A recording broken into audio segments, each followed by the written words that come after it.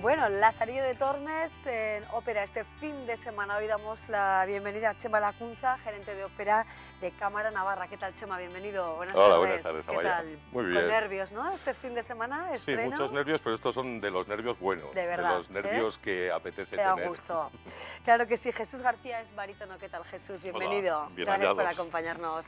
Y también nos acompaña Carlos Cruz, que es el libretista de la obra. ¿Qué tal, Efectivamente. Carlos? Bienvenido y buenas tardes. Muchas gracias. Bueno, hablemos un poquito, ¿no? ¿Por qué elegís Lazarillo de Tormes y lo que convertís una joya de la literatura en ópera, bueno, pues dirigida a todos los públicos, Chema? Bueno, la verdad es que la elección de Lazarillo tiene bastantes vertientes, ¿no? Pero una de ellas, y creo que fundamental, es que Íñigo Casalí, que es el compositor de la obra, era una obra que yo creo que llevaba mucho tiempo dándole vueltas en su cabeza.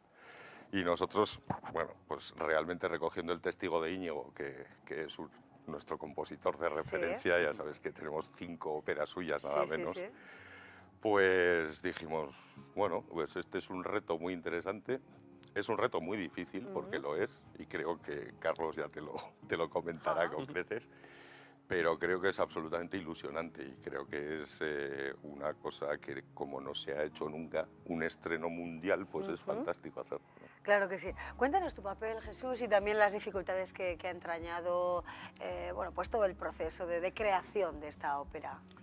Bueno, yo en el proceso de creación mucho no puedo decir porque realmente no soy parte del equipo de creación, más bien del de interpretación y ejecución. Yo hago 2 papeles en la ópera. Uno es el del... ambos son un cura y un clérigo. Son distintos y de hecho hay una pequeña transformación de uno a otro, pues, para que se vea un poco que son dos personajes diferentes. Hago el papel del bajo, en lo que es, tienes una ópera que tiene 2 sopranos, un tenor, una contralto, mezzosoprano y un bajo, que me toca a mí. Y bueno, pues es un personaje, son 2 personajes. El primero es, digamos, el que tiene más peso, que es el cura, que es un personaje que es egoísta, en fin, si conoces un poco el libro verás que eso todo lo quiere todo para sí, mientras que el otro prácticamente es un partiquino secundario que está ahí en un grupo que participa en una fiesta y pues por facilitar un poco lo que es la transición de uno a otro, pues en lugar de ser un gentilhombre, un caballero, pues sobre la sotana pues me ponen una cosa y me quitan otra para que parezca que es una cosa diferente, ¿no? Sí. Bueno, la soledad, la avaricia, la picaresca, el amor, todo esto hace 500 años y valores que de alguna manera los vemos reflejados en la actualidad claramente, ¿no? Sí, bueno, es ese tipo de... otro comentaba justo antes con Carlos, antes de salir, pues en fin, porque documentarme un poquito, no he tenido tiempo. Realmente parece ser que él me ha dicho que es la primera novela picaresca que, que inaugura un poco el género en España, que luego ha tenido una larga tradición, claro. Y bueno, pues sí, efectivamente surgen ahí personajes de la sociedad del momento y como toda sociedad humana, casi muchos de ellos son intemporales, ¿no? Porque bueno, vas viendo las mismas, como tú has dicho, los vicios, las conductas, ¿verdad?, se repiten para bien y para mal. Claro, o sea que... claro. Carlos, ¿cómo ha sido tu labor, autor del libreto? ¿Has querido mantener la fidelidad al texto literario? Sí, hemos intentado ser fieles al texto literario, además no se podía quejar el señor anónimo, así que esto te daba cierta tranquilidad. Sí. Pero realmente es un libro que no tiene desperdicio y que además está de plena actualidad. Es que este es el país de la picaresca, absolutamente. Claro. Entonces, bueno, pues la verdad que cuando Ópera de Cámara de Navarra me dijo, si quieres hacer el libreto de Lazarillo de Tormes, dije, la primera vez te asustas un poco porque tienes que estar a la altura de un texto que es muy bueno, pero por otra parte dices, si es que está la mitad del trabajo hecho, es buenísimo. Y bueno, la dificultad ha sido transformarlo en una ópera, claro, porque el Lazarillo de Tormes es una novela que además está narrada en primera persona por el propio Lázaro. Entonces, transformar una novela autobiográfica en ópera significa pasarlo primero al lenguaje teatral, inventar los diálogos y luego pasarlo al lenguaje musical. Ver pues los personajes, qué partes son un aria o un dúo o una parte. Hemos creado, por ejemplo, hemos hecho una estructura en la cual entre Íñigo y yo pensamos cómo hacer Lazarillo de Tormes con 5 personajes, que realmente... Entonces, cada uno salvo Raquel Andueza, que solo es Lazarillo de Tormes, Los otros 4 tienen una doble labor. A veces son el personaje que les toque, el clérigo o el ciego en el caso del tenor, y cuando no, forman un coro de 4, es como una especie de coro griego muy gamberrete, que sabe de todo, que critica, que se mete y que le da una gran vidilla a toda la obra. Carlos, ¿y remarcando el humor o el drama? Pues realmente nosotros hemos querido remarcar el humor. La historia de Lazarillo de Tormes es una historia que si la lees es muy dura, porque es de un chiquillo que nace en un ambiente muy pobre y cada amo que tiene le trata peor. Entonces, eso sería un drama, y lo que le transforma en novela picaresca precisamente es la forma en que Lázaro lo cuenta. Lázaro te cuenta lo mal que lo pasa y te lo cuenta de una manera tan graciosa que no puedes parar de reírte. Y nosotros queríamos ser muy fieles a la obra y por eso hemos reivindicado mucho el humor. Y el humor lo defienden tanto los personajes como ese coro, conjunto, ¿no? de 4 que son muy pícaros. Sí, sí. Bueno, pequeñas historias, ¿no? Más o menos está concebido con pequeñas historias, podríamos decirlo así, la ópera. Bueno, es posible, lo que pasa es que es lo que decía Carlos, pequeñas historias, ¿por qué? Pues porque los personajes están muy definidos en cuanto a los personajes principales, lo que hablábamos, el clérigo, el ciego, el escudero y la madre, que es un espectáculo, pues, o un momento muy dramático. Pero sí que tiene una hilazón completa entre todos esos pequeños... esas pequeñas partes de protagonismo, con ese hilo de unión que dice del coro omnisciente que todo lo sabe, todo lo cuenta y todo lo dice, ¿no? Mientras está pasando la acción. Bueno, distintos guiños musicales, ¿no? Bueno, hoy no está Íñigo Casalí, pero entre todos podemos explicar un poco, ¿no? El ambiente que estáis comentando, que es jocoso. Sí, sí. Yo creo que esta ópera es muy sui generis, es muy diferente a otras cosas que yo creo que se han hecho porque mantiene un lenguaje musical de renacimiento, es música y modos de componer renacentistas, pero sin embargo es súper moderna en sus planteamientos. Entonces lo puede ver desde un niño pequeño hasta un adulto.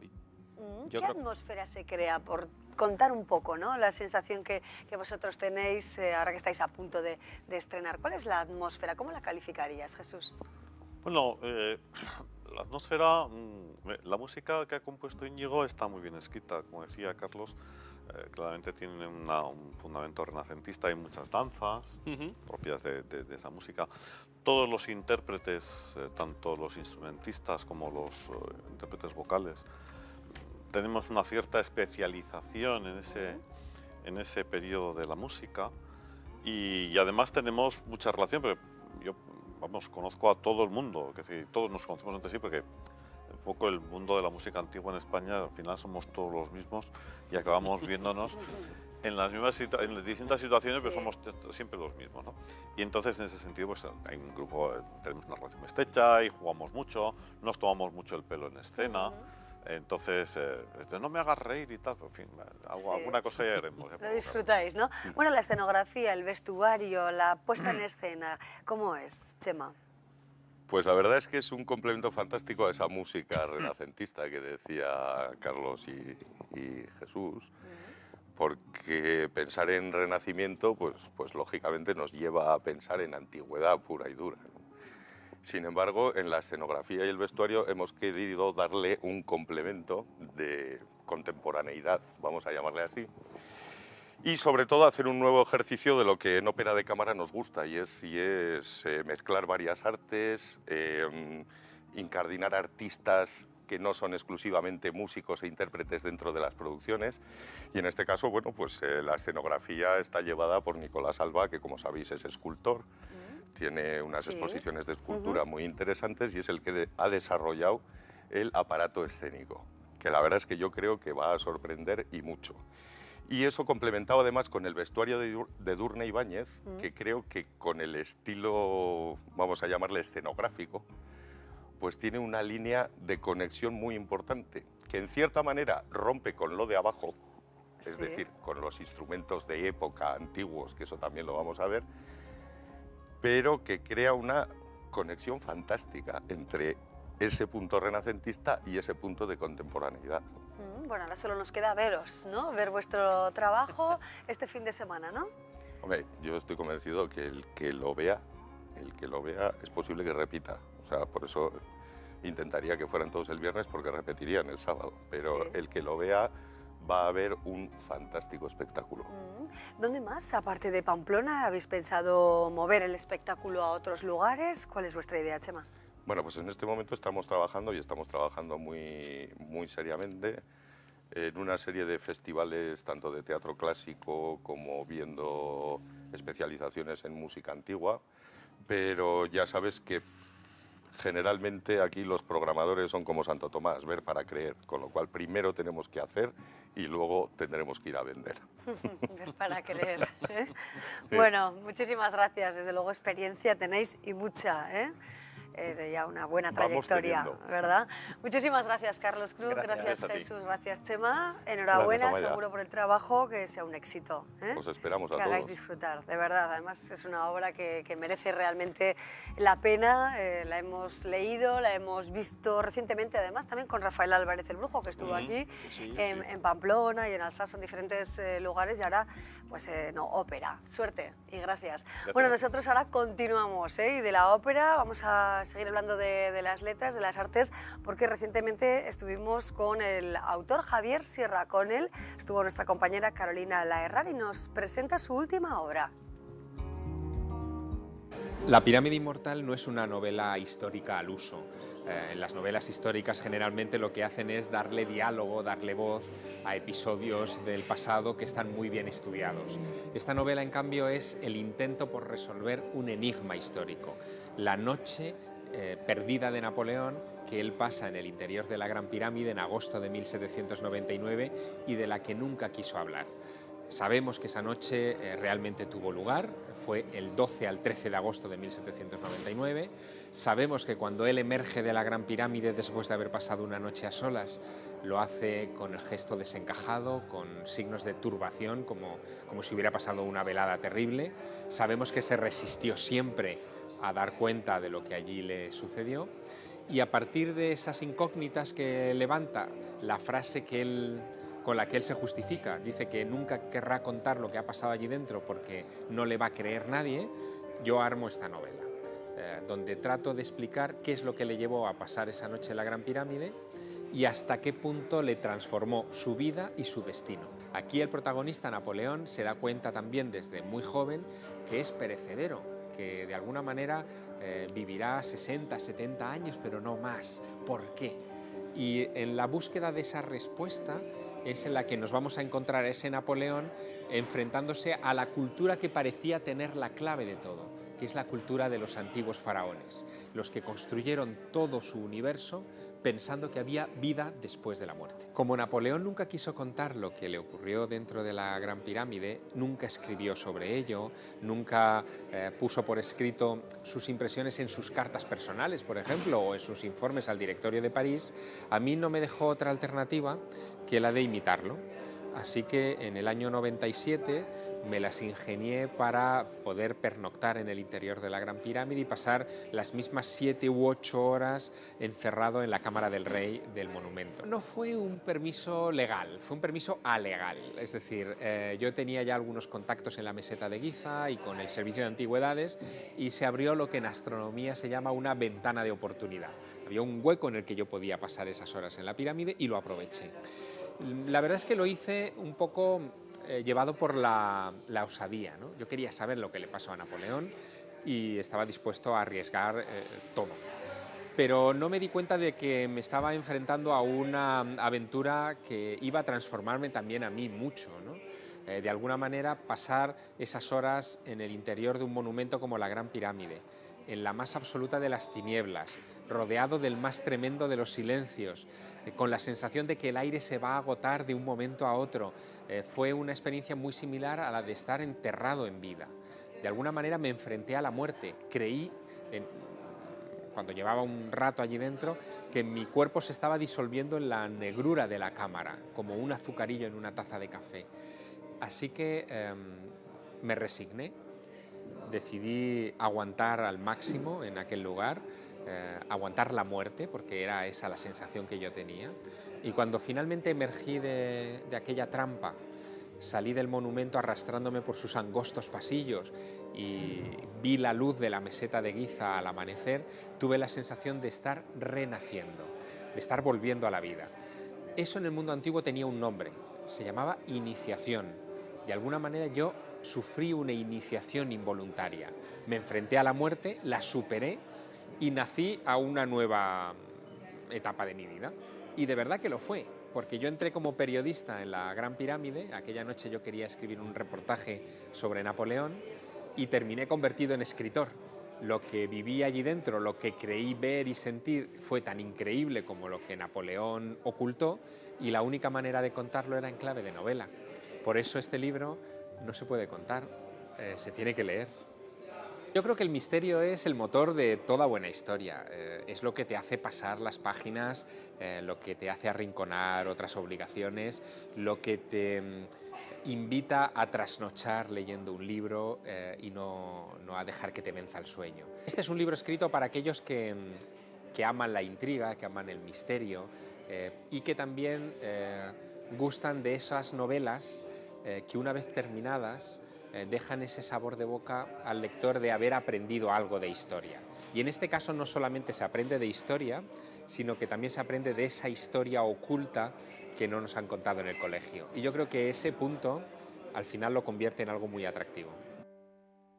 Bueno, ahí tenemos la última novela de Javier Sierra, presentada recientemente aquí en la capital navarra, en Pamplona. Hoy nos hemos preguntado o hemos visto que la crisis económica tiene también consecuencias, por ejemplo, a la hora de heredar una herencia, que puede generarse un gran problema en una familia al ser heredero. Algo que parece en principio positivo puede ser también negativo. Por eso hemos invitado al programa al abogado Pedro Martínez Recalde. Pedro, ¿qué tal? Bienvenido. Muchas gracias. Muchas gracias por acompañarnos.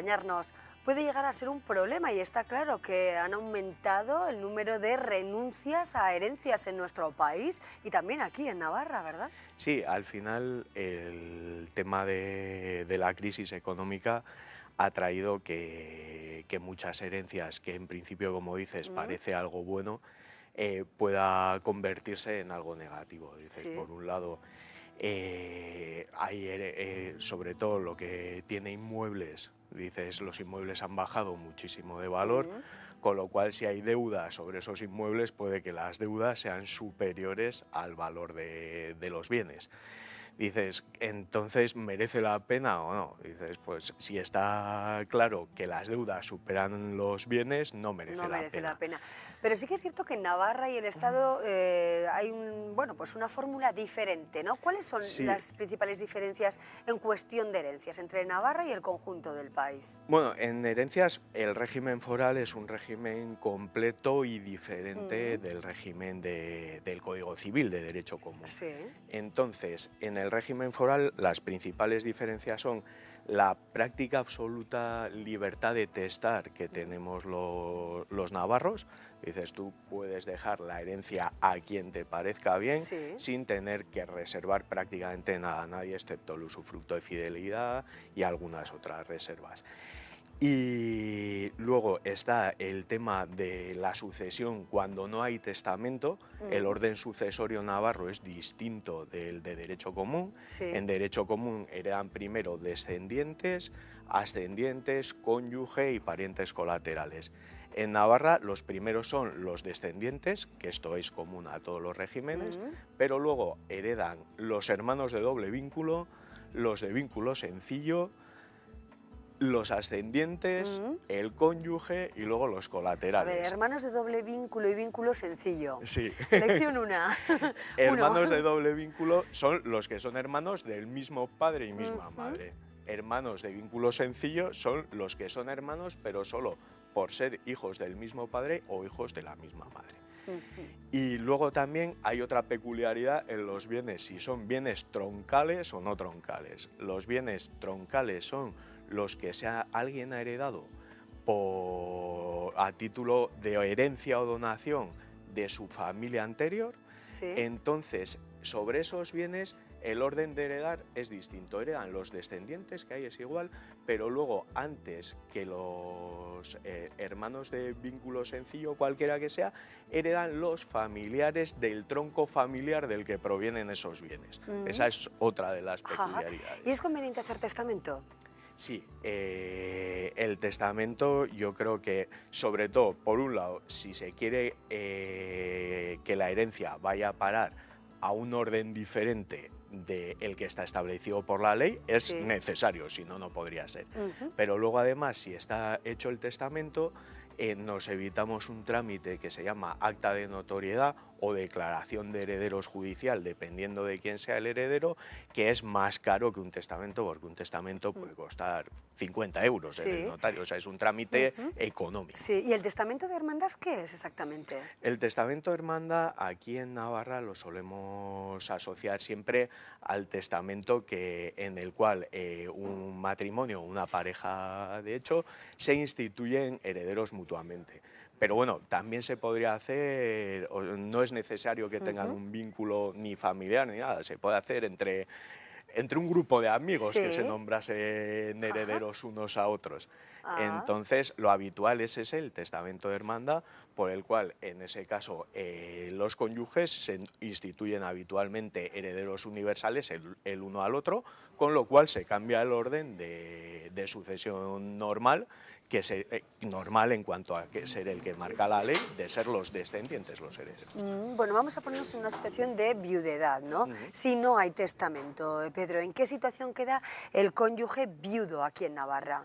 El cónyuge viudo, por un lado, se disuelve la sociedad de conquistas, que es la sociedad de gananciales del Código Civil, en Navarra se llama de conquistas, pero el funcionamiento es básicamente el mismo, con lo cual todos los bienes que ese matrimonio o esa pareja ha ido generando a lo largo del tiempo, siempre que hayan sido bienes conquistados, los hereda, se disuelve la mitad y con la mitad se queda esto.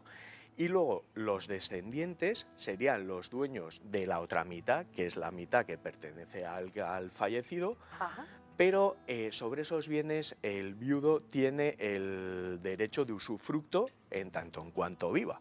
Con lo cual, todo lo que produzcan esos bienes y el derecho a uso es del cónyuge viudo. ¿Y los impuestos? ¿Cuánto hay que pagar? ¿A cuánto asciende el coste de los impuestos que supone ser heredero? En Navarra, aunque ahora depende de cada comunidad autónoma, en Navarra es de los que tenemos unos tipos relativamente bajos, sobre todo para... Más barato, ¿no?, que en España. Sí, más barato, no que en todos los sitios. Por ejemplo, ahora Madrid es probablemente el sitio más económico de España. Pero lo que es para descendientes, ascendientes y cónyuge, el tipo impositivo es del 0,8% del valor del total de la herencia. Y el valor total lo definiríamos bienes menos deudas. Ese sería eso, y sobre eso se pagaría el 0,8. Si ya son familiares más lejanos, los tipos se disparan. Se empieza desde un 6, un 8 y pudiéndose llegar a un 40 y tantos % del valor de la herencia. Claro. Bueno, ¿y qué pasos hay que dar para aceptar una herencia? Los pasos, es obtener el certificado de función, que eso se obtiene en el código o en el registro civil, y luego obtener la declaración de actos de última voluntad para saber cuál fue el último testamento que dio el fallecido, o si no hay testamento. Y con esto ya, por un lado, si hay testamento, se procede a inventariar y aceptar el testamento, que si hay bienes inmuebles y más de un heredero es necesario que sea la aceptación notarial.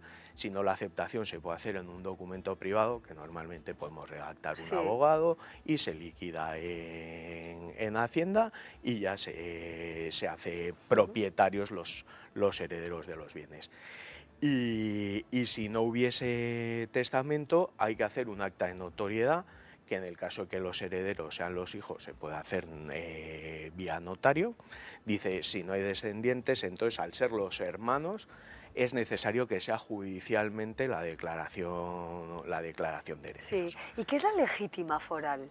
La legítima la foral es peculiar porque, aunque tiene una fórmula, no tiene contenido patrimonial. Digamos, es la fórmula en la que se deshereda a alguien.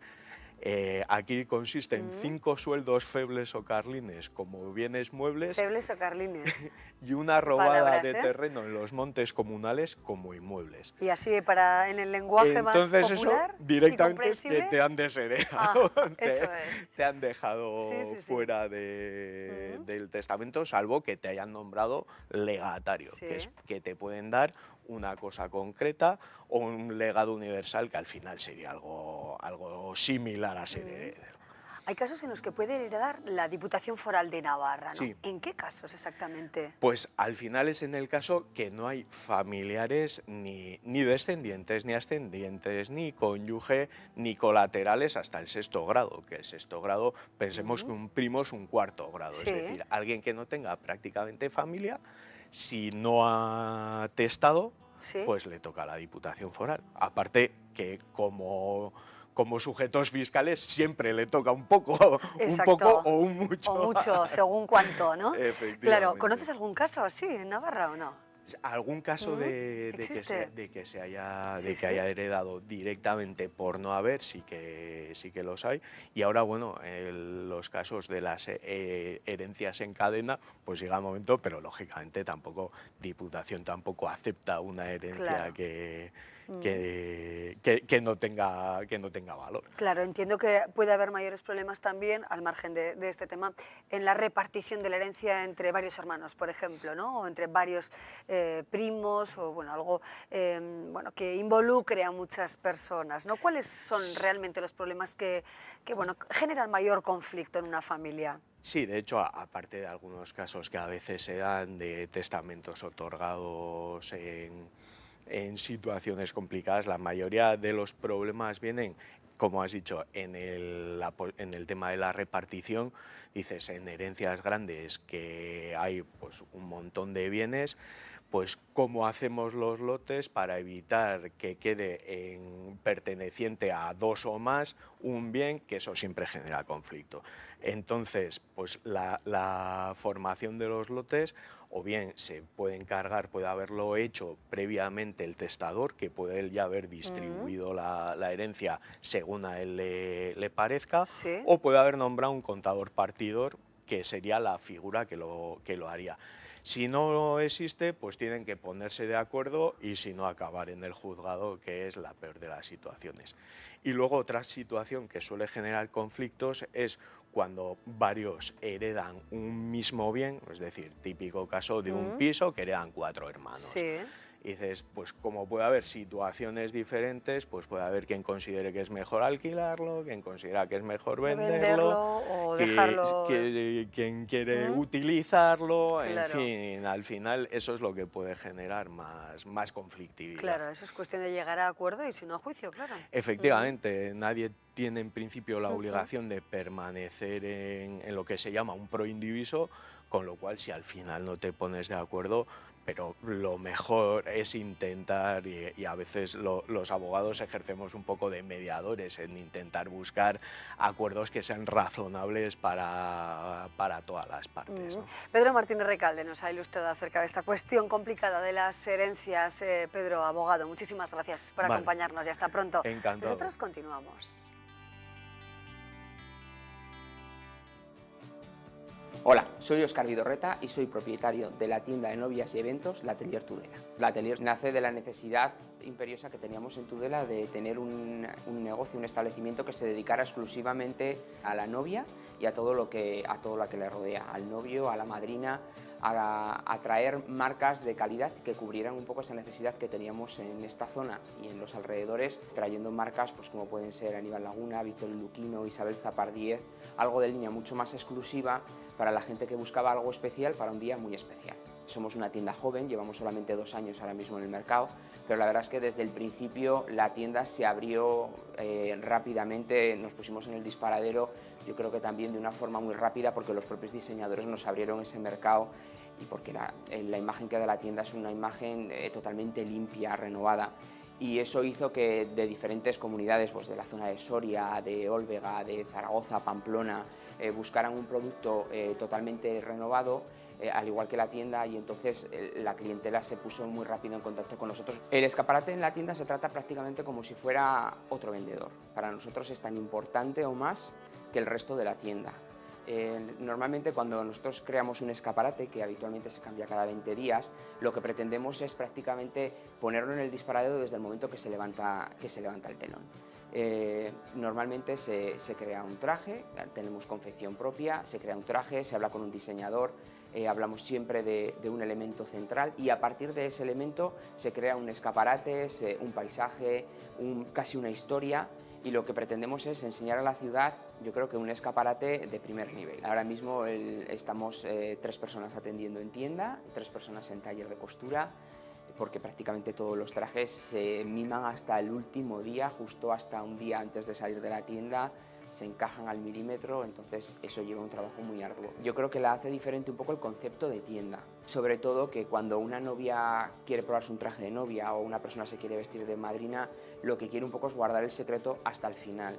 Entonces lo que nosotros queríamos es ese concepto de boutique, de línea muy exclusiva, en la que buscas un poco esa sensación un poco de exclusividad. Para que veáis un poco algo muy especial, aquí lo que tenéis es un vestido de alta costura de Jesús Peiró.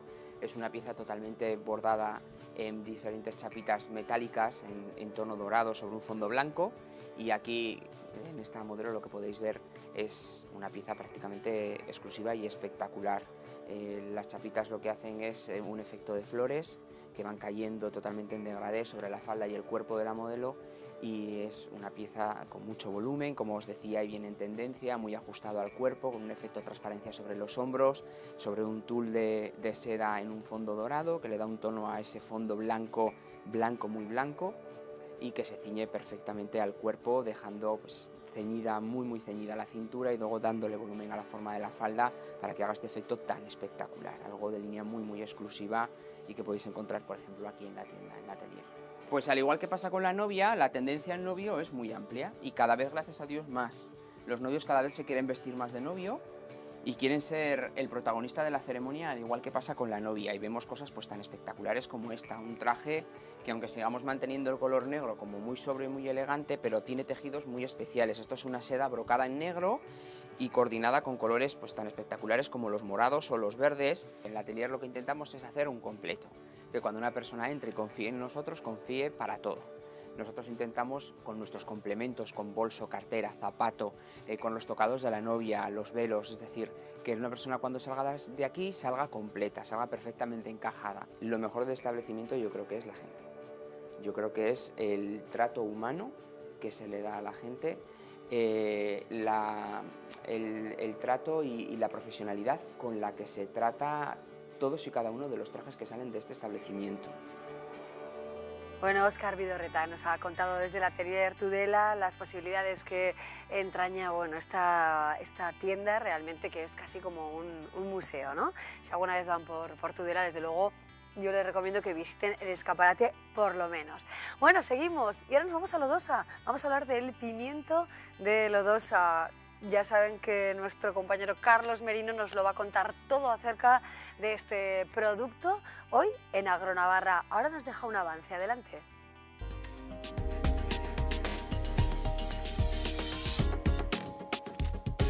Es un pimiento del piquillo con apellido. O sea, el apellido es de Lodosa y eso implica que tiene una calidad suprema y un mimo especial. El pimiento, pues ya sabemos que hay muchos, pero tiene que ser de la variedad piquillo. Y el que sea de Lodosa es que se tiene que cultivar en esta zona, en la zona amparada, que son 8 pueblos de la zona, y se tiene que elaborar en empresas inscritas a la denominación, también situadas en los 8 pueblos.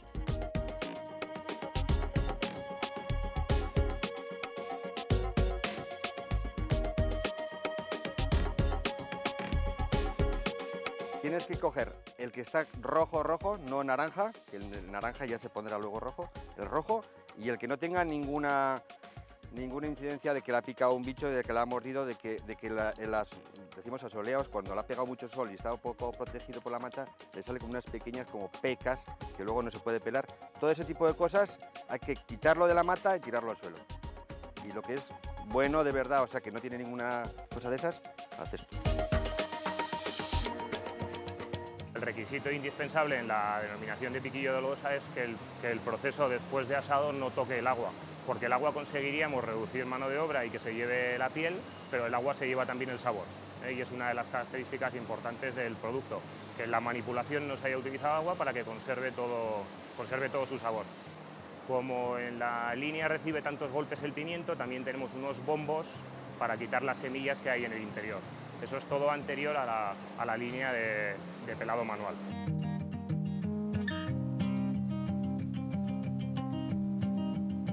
Bueno, no se lo pierdan, el programa de esta noche, Agronavarra, sobre los pimientos de lodosa. Bueno, seguimos ahora, queremos conocer qué está pasando en Navarra y nuestro compañero Ricardo Beitia nos lo cuenta desde el plató de informativos. ¿Qué tal? Buenas tardes, Ricardo, adelante. ¿Qué tal, Amaya? ¿Cómo estás? Muy buenas tardes.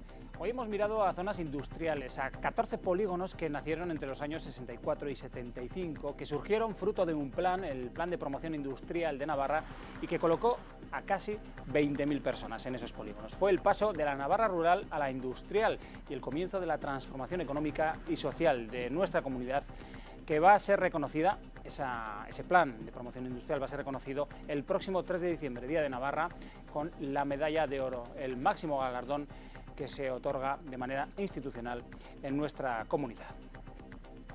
Bueno, pues una nueva ley navarra que es anulada también en los tribunales, en el Tribunal Constitucional para ser exactos. El Pleno de este órgano judicial ha acordado hoy declarar nula la ley foral que regula aspectos del personal del servicio de la justicia en Navarra. Considera que no tiene competencias nuestra comunidad para legislar sobre esta materia. En UPN hay debate interno sobre si se debe seguir con el reglamento que se aprobó por mayoría en la Asamblea, la última Asamblea de junio, ceñido a un proceso de elección de candidatos bajo la tutela del Comité de Listas, posteriormente de la aprobación del Consejo Político, o si hay que celebrar primarias, como han solicitado miembros destacados como la senadora Amelia Sala Nueva o el expresidente Sanz.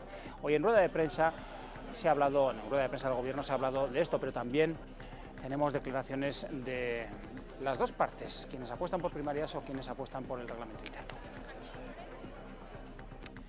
Y la deuda financiera de Navarra sumó el pasado año más de 3.100 millones de euros y esto supone, según Comptos, que ha dado su informe de fiscalización de esta deuda, 4.900 euros por habitante que nos tocaría pagar, según el último informe del órgano fiscalizador. Además dice que, en principio, debido a los ingresos que tiene Navarra, no existiría capacidad para la inversión.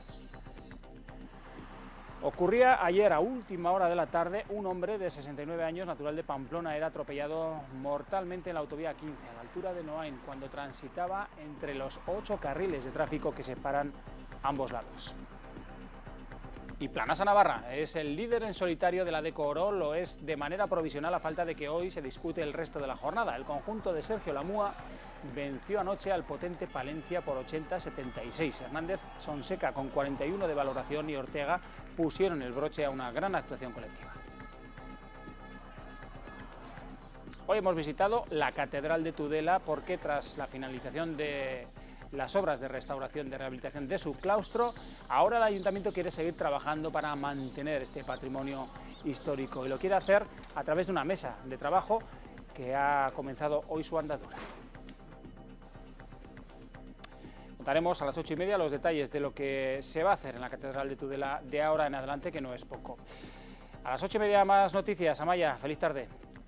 Muy bien, gracias. Feliz tarde también, por supuesto, en la redacción. Gracias, Ricardo.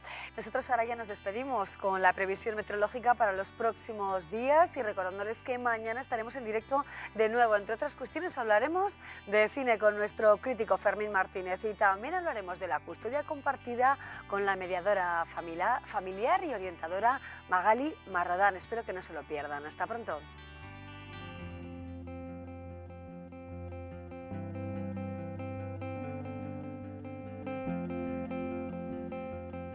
Mañana jueves, en la zona norte y noreste de Navarra, se esperan cielos muy nubosos con algunos chubascos intermitentes.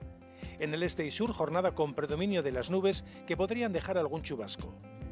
Hacia el oeste y centro, también jornada nubosa, sin descartar alguna lluvia intermitente.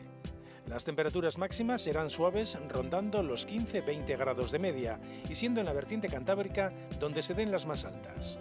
Las mínimas rondarán los 7-12 grados. El viento del sureste flojo o moderado, con alguna racha fuerte en la zona norte y áreas de montaña.